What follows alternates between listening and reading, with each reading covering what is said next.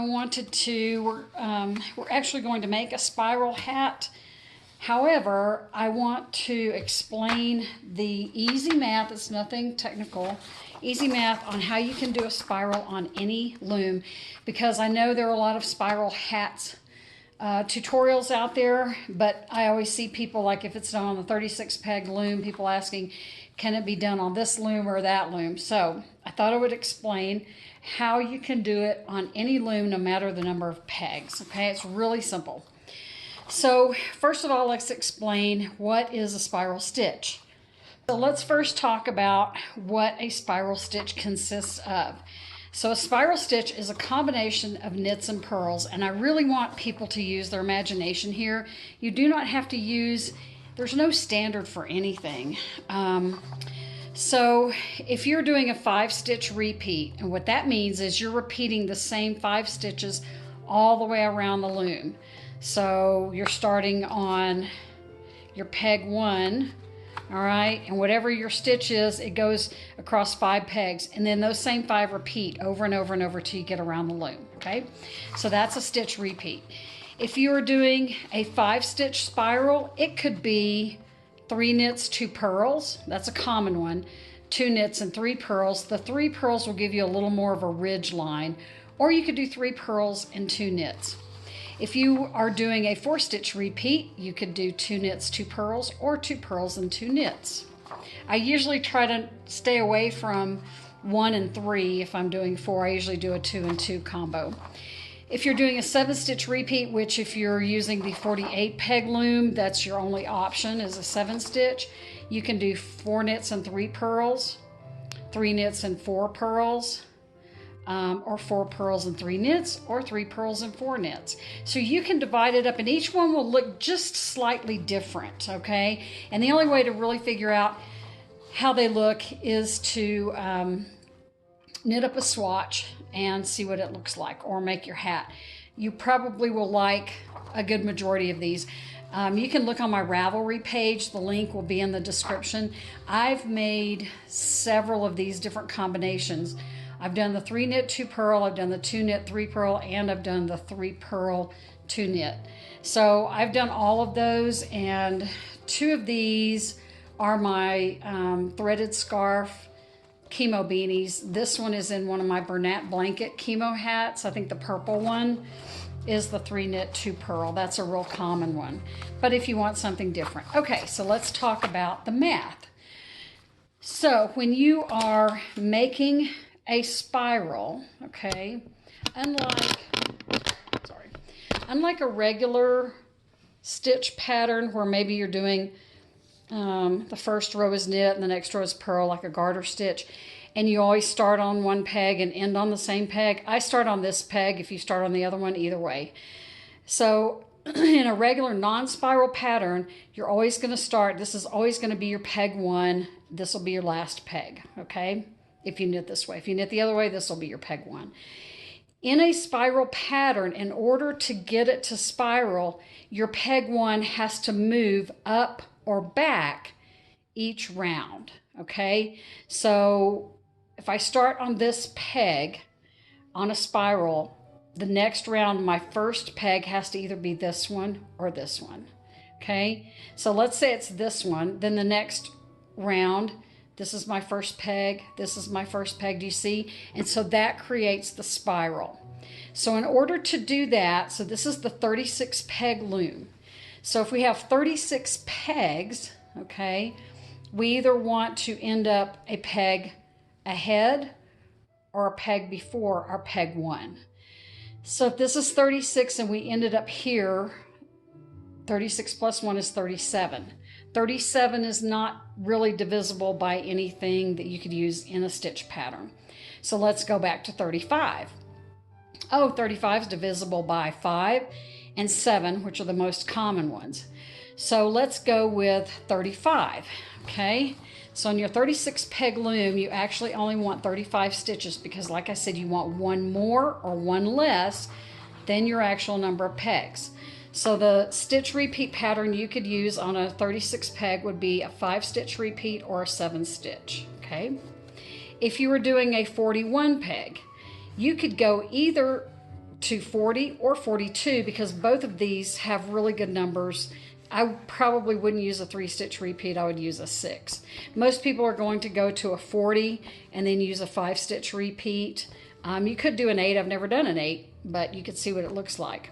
So on the 41 peg, you could do, if you were going to end up on peg 40 as your next peg 1, then you could do a 5-stitch repeat or an 8-stitch. If you wanted to go up a peg, you could do a 6-stitch repeat.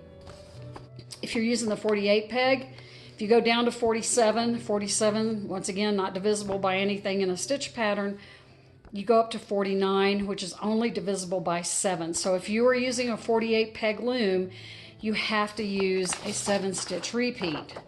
Going back to this page, your 7-stitch repeat would either be 4 knit, 3 purl, 3 knit, 4 purl, 4 purl, 3 knit, 3 purl, 4 knit, okay? I'm probably the only weirdo that has these two odd. Somebody might have this 55 peg, but CinDwood, these are both CinDwood looms, and she has since made a 56 peg, which would make a lot more sense. And there's also a 54 peg. If you have the oval loom from Walmart, it is a 54 peg loom. So 55 peg, I either have to do 54 pegs or 56 pegs. Well, 54 is divisible by, I probably wouldn't use 3, I would use 6. If I wanted to do 56, and this I have done, and done the 4-stitch repeat with 2 knit, 2 purls, and this looks really nice. So I really liked using that. If you had the 54 peg loom, you would have to go up to 55. So what would that be? So 55 is divisible by 5. So if you were using this 54 peg loom, you could use a 5-stitch repeat. Okay, so then you would end up on your next peg would move up 1. Okay, if you were using a 56 peg loom, you can't go to 57, so it would also be 55. So that would also be a 5-stitch repeat. So if you were using either the 54 or the 56 peg loom, you would also use a 5-stitch repeat on those, okay? For the 55 peg, I would use either probably a 4-stitch repeat or a 6-stitch repeat. If you are like me and math has completely gone out of your head, you can just say, hey, Google, what is 55 divisible by? Or what is 54 divisible by? And it will tell you. It goes to this website, calculateme.com, and you can just put in what is 56 divisible by, what is 45 divisible by. So on my 44 peg loom, I couldn't go down to 43 because that's not divisible by anything in a stitch pattern. I would go up to 45, and I would probably use this 5-stitch repeat. So if you were using a 44 peg, 54 or 56, you could use a 5-stitch repeat on all of those, okay? I hope that makes sense, and you can stop this video and look at it if it'll help you make the spiral pattern.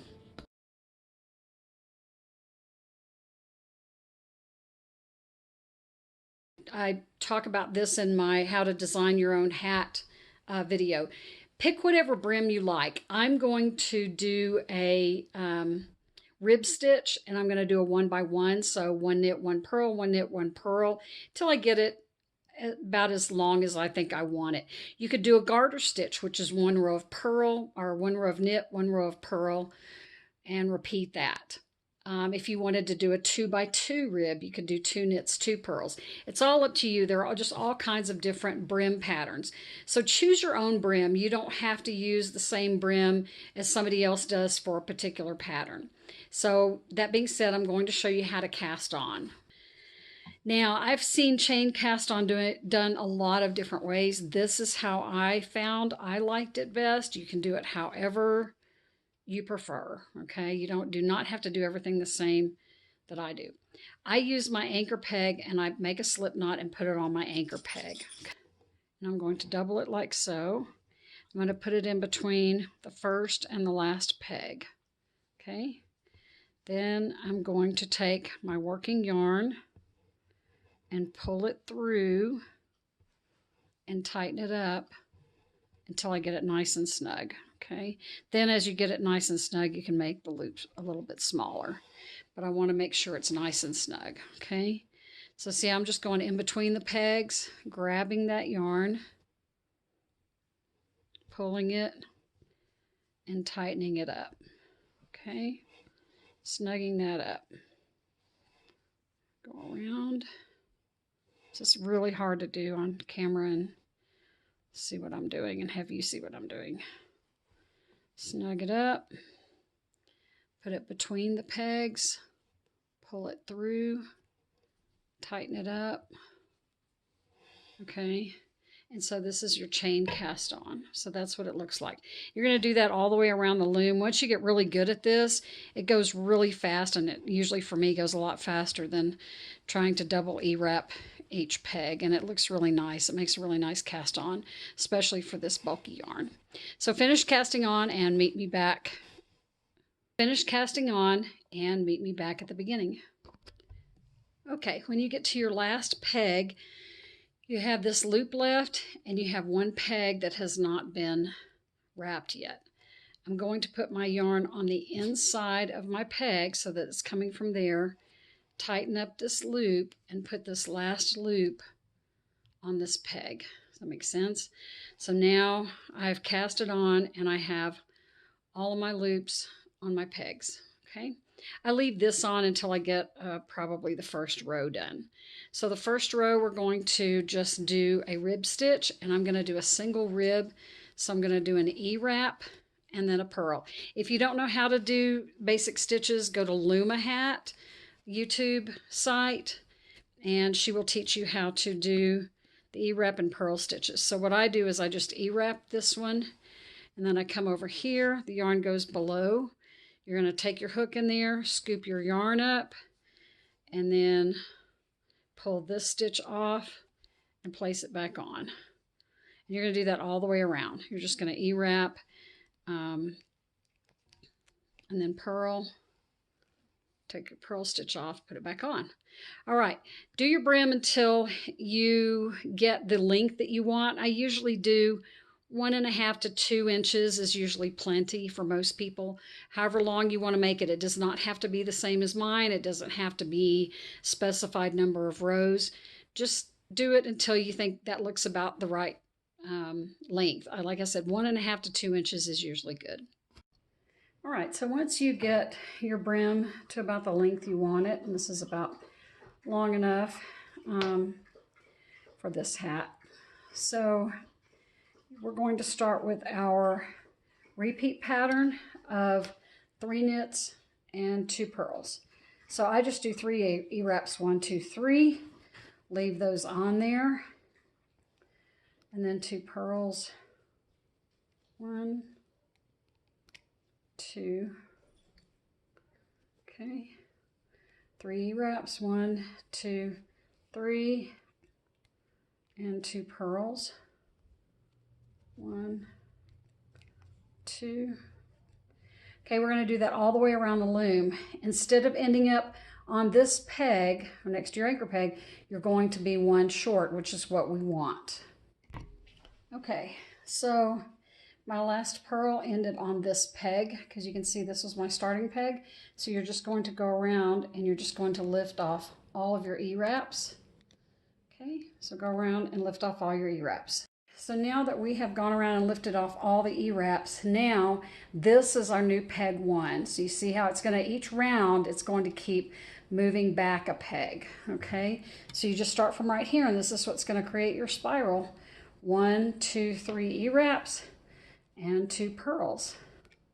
And you just keep doing that until you get your hat the length that you want it. I make mine about 7.5 or 8 inches. Just depends on, you know, if you're making them for chemo patients or people with hair. When your hat gets the length that you want it, okay, I do about mine 7 or 7.5 inches, and this looks really bizarre with this with this yarn. I thought I would like this yarn, but I really don't like the textures together at all because they're too varied. Not in color, but you know, this is really soft and stretchy. This is not quite as stretchy. This is not quite as thick, and I don't know, it looks weird, but anyway. All right, so this is just for demonstration purposes anyway. So this was my last knit 3, purl 2. So you're not always going to end up with exactly, you know, since you keep moving your beginning peg around, it's not when you get to your ready to bind off, just wait till you get the length that you have it. And then you'll go 1, 2, 3. And on this one, where I ended up, I'm only going to purl 1, and that's fine. So don't worry about where you end up. Don't worry about if you end up with 3 wraps and no pearls or whatever. It's not going to make any difference, okay? So I will just lift these loops over. And then for my bind off, I have a video called Flat Drawstring Bind Off. All right, so now you should have your spiral hat. And even though I have this really crazy yarn, you can actually still see the spiral. See, it starts in this fuzzy yarn, and then it goes to the Bernat blanket, and then I'm not sure what they call that one. And then this one looks a little bit like Lion Brand homespun on the top. So anyway, you have your nice little spiral pattern. So now you know how to do this on any loom. Happy looming!